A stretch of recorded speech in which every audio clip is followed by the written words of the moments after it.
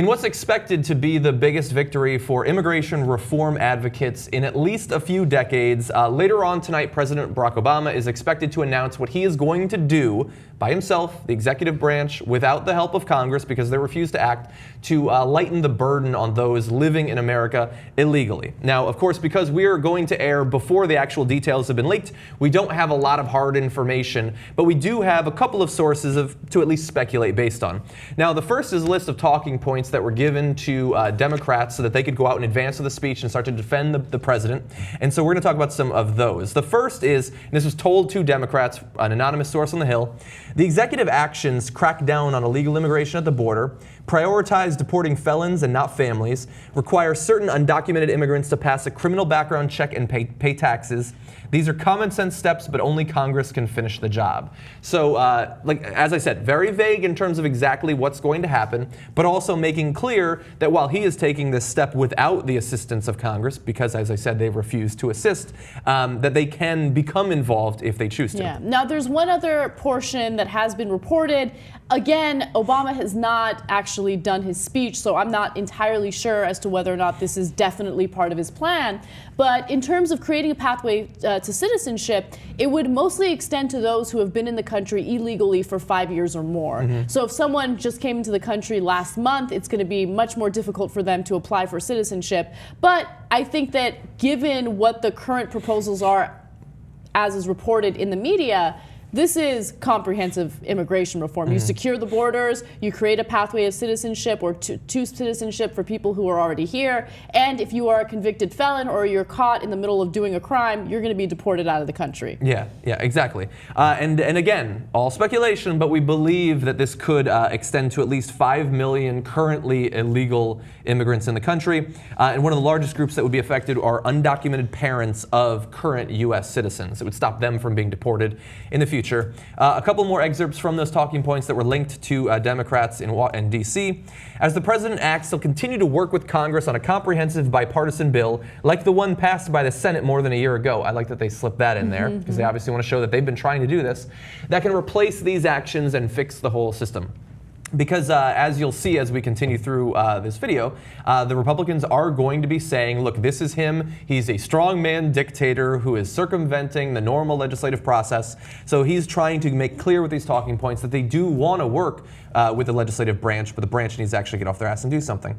The third excerpt, taxes and background checks aren't amnesty. That's accountability. Doing nothing, that's amnesty. It's true. Yeah, that's a little bit of political jiu-jitsu there, but it's a great point. Right now, if you refuse to do any immigration reform, which is what every single almost Republican in D.C. is doing, nothing, then you are giving amnesty to all those people right there. They're living in a state where we don't know exactly what's going to happen to them, and they're certainly, if they're close to the border, they might well be being deported because Barack Obama has actually increased those numbers a little bit. But this is a step in the right direction, I think. If you want to criticize the Republican Party, it's very easy to do so, especially when you consider that after Obama got elected, all they really did was criticize any type of proposal that he made, right? Without having a solution for themselves. So let's say the Affordable Care Act. They didn't like the Affordable Care Act, even though it was something that Mitt Romney used in Massachusetts, right?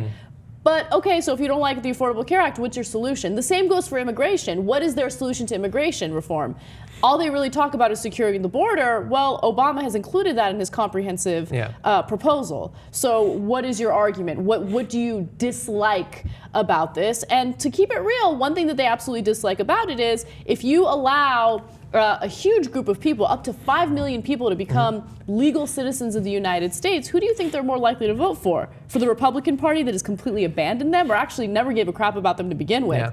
Or the Democratic Party that's actually fighting to create a pathway to citizenship? Yeah, and of course what you bring up there would it be if they were a rational political party, that would be a great opportunity. I mean, you're talking about millions and millions of potential new, in a few years, voters who have lived and worked and contributed to American society and to the American economy for a number of years. Perhaps if you were to embrace them, maybe be a little bit stricter in terms of time requirements than the Democrats are likely to be. I understand you wouldn't have the exact same policy. You might be able to get something out of this while at the same time doing the the empathic, the right thing by these people who, as I said, have been contributing to American society. They're choosing not to do that, which creates a situation democratically for them in the future that might be bad, but they're making that situation for themselves.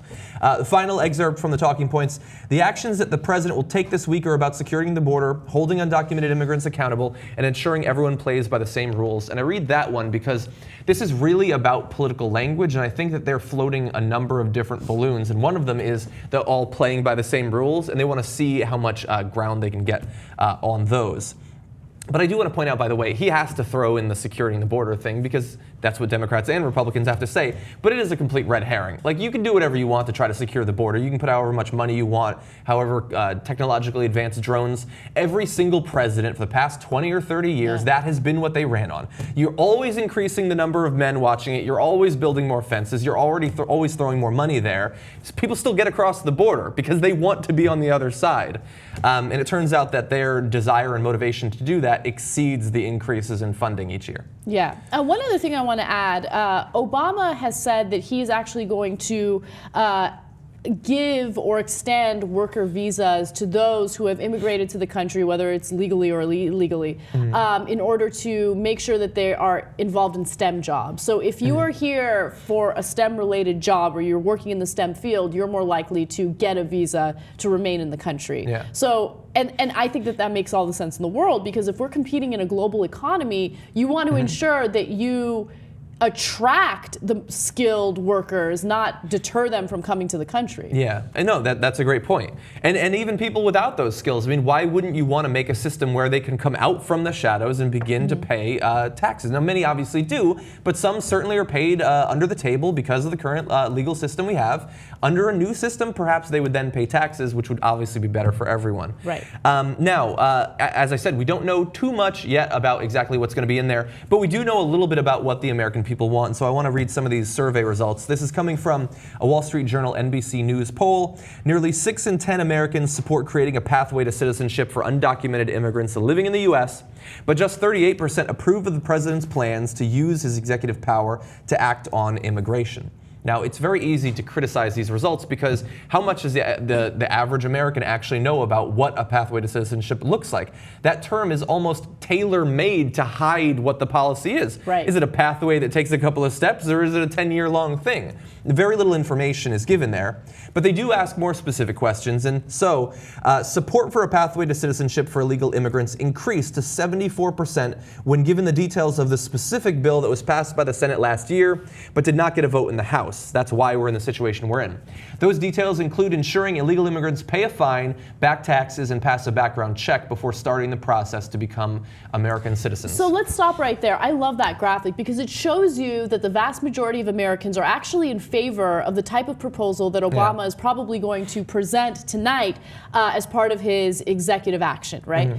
And the Republicans continue to hurt themselves as they refuse to vote on it, and then in response to this executive action, make a bunch of threats. There are various different ways that Republicans have threatened the Obama administration when it comes to this immigration issue, which I'm sure we're going to get to soon. But why don't you just do what makes more sense, right? You are elected to represent the American people. So why don't you represent the needs and the wants of the American people instead of focusing so heavily on attacking the Democratic Party? Yeah. That's what politics is in America. It's Democrats against Republicans. It's not about representing the American people at all. Yeah. And what's also kind of fascinating is how similar both parties are when it comes to a ton of different issues. Yeah. Well, and it's funny. So, like, what you're saying makes it makes sense, and you sound a lot like a couple of the slightly more rational Republicans 2 electoral cycles before, which were like, we need to do at least a little bit of outreach. Right. We need to seem like we're not, foaming at the mouth when it comes to immigrants, especially Hispanic immigrants. And then a week passed by and they were like, what was that memo about again? I don't remember. Ridiculous. Let's start demonizing them. I'm sure there's more than enough middle-aged white men to vote for us. And it looks like there was this time. So that plan actually worked out pretty well for them. Now, as we said, the president's address will be airing later on tonight in certain places. On cable news, you will be able to see it. On Univision, you'll be able to see it. Unfortunately, you will not be able to see it on the main networks like ABC, CBS, and Fox. They're refusing. Officials with ABC, CBS, and Fox confirmed to The Hill that Obama's 8 p.m. speech from the White House will not be carried on those networks. But as I said, Univision, Telemundo, certain cable news networks will be airing the address. And the reason I want to focus on this is both one, because of the hypocrisy, in that historically, President Bush gave addresses similar to this, even about immigration, and they were covered by the largest networks. But also that we're in a place right now, as we'll get to later on in some of our videos, where we're being told that if President Obama makes this policy change, he might, the government might be shut down, he might be impeached or locked up because of it, because he's breaking all these laws, and that the country might be torn asunder by race war.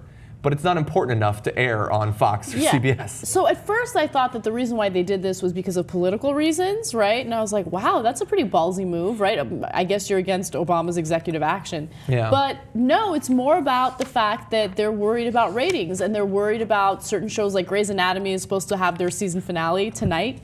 And so they're much more concerned about that than, I don't know, informing the American people about a major issue like immigration reform. Yeah. It's kind of incredible because it shows you the level of political apathy, not just by the people that run these networks, which of course they're profit-based and that's what they care about the most, but also the American people, right? What are they more interested in watching? They're more interested in watching the season finale of Grey's freaking Anatomy as opposed to what's going to happen in our country when it comes to immigration reform. It's incredible. But the cable news networks will be covering his speech, and so will Telemundo, as you mentioned.